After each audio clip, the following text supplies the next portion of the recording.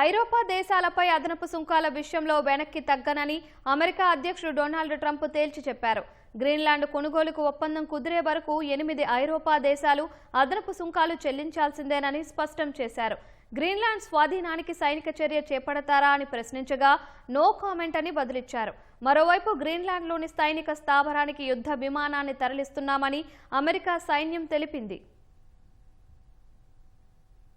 America అధ్యక్షుడు ప్రకటించిన 10% అదనపు సుంకాలపై ప్రతీకార చర్యలు చేపడతామని ఐరోపా సమాఖ్య సంకేతమిచ్చినా అగ్రరాజ్యాధినేత లెక్క చేయడం లేదు. గ్రీన్లాండ్ కొనుగోలు అంశంలో తనకు సహకారం అందించని 8 ఐరోపా దేశాలపై అదనపు సుంకాలను తప్పకుండా అమలు చేస్తానని డొనాల్డ్ ట్రంప్ స్పష్టం చేశారు. ఆయా దేశాల నుంచి అమెరికాకు ఎగుమతయ్యే ఉత్పత్తులపై వచ్చే నెల 1 నుంచి 10% సుంకాలను అమలు చేస్తామని తెలిపారు. జూన్ 1లోగా గ్రీన్లాండ్ కొనుగోలుపై ఒప్పందం కుదరకపోతే సుంకాల 25% పెంచుతానని చెప్పారు. అమెరికా భద్రతకు గ్రీన్లాండ్ కీలకమని ట్రంప్ అన్నారు. ఆ విషయంలో వెనక్కి తగ్గనని తేల్చి చెప్పారు. రష్యా ఉక్రెయిన్ యుద్ధంపై దృష్టి సారించాలని, గ్రీన్లాండ్ పై కాదని ఐరోపా దేశాలకు ట్రంప్ సూచించారు. గ్రీన్లాండ్ స్వాధీనానికి సైనిక చర్య చేపడతారా అని ప్రశ్నించగా నో కమెంట్స్ అంటూ బదులిచ్చారు. అటు నాటో సెక్రటరీ జనరల్ మార్క్ రుట్టేతో అద్భుత సంభాషణ జరిగిందని ట్రంప్ తన సామాజిక మాధ్యమం ట్రూత్ సోషల్లో పోస్టు చేశారు. మార్క్ కోరిక మేరకు పలువురు ఐరోపా నేతలను కలిసేందుకు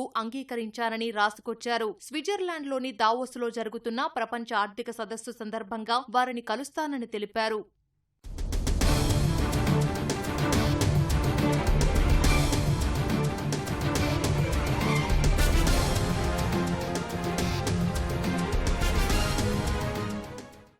మరోవైపు గ్రీన్లాండ్లోని పిటుఫిక్ స్పేస్ బేస్ కు యుద్ధ విమానాన్ని తరలిస్తున్నామని అమెరికా సైన్యం తెలిపింది. త్వరలోనే అది అక్కడికి చేరుకుంటుందని వెల్లడించింది. ఈ మేరకు north America aerospace defence command సామాజిక మాధ్యమం ఎక్స్ లో పోస్టు చేసింది. కెనడా, డెన్మార్క్లతో రక్షణ సహకారాన్ని బలోపేతం చేసుకునే దీర్ఘకాల వ్యూహంలో భాగంగా యుద్ధ విమానాన్ని మోహరిస్తున్నామని రాసుకొచ్చింది. డెన్మార్క్, గ్రీన్లాండ్ ప్రభుత్వానికి దీని గురించి ముందుగానే సమాచారం అందించామని అమెరికా సైన్యం పేర్కొంది. డెన్మార్క్ నియంత్రణలో ఉన్న గ్రీన్లాండ్ లో అమెరికాకు 3 సైనిక స్థావరాలు ఉన్నాయి. గ్రీన్లాండ్ పై అమెరికా సైనిక చర్యకు దిగితే అది నాటో అంతానికి దారితీస్తుందని ఇప్పటికే డెన్మార్క్ హెచ్చరించింది.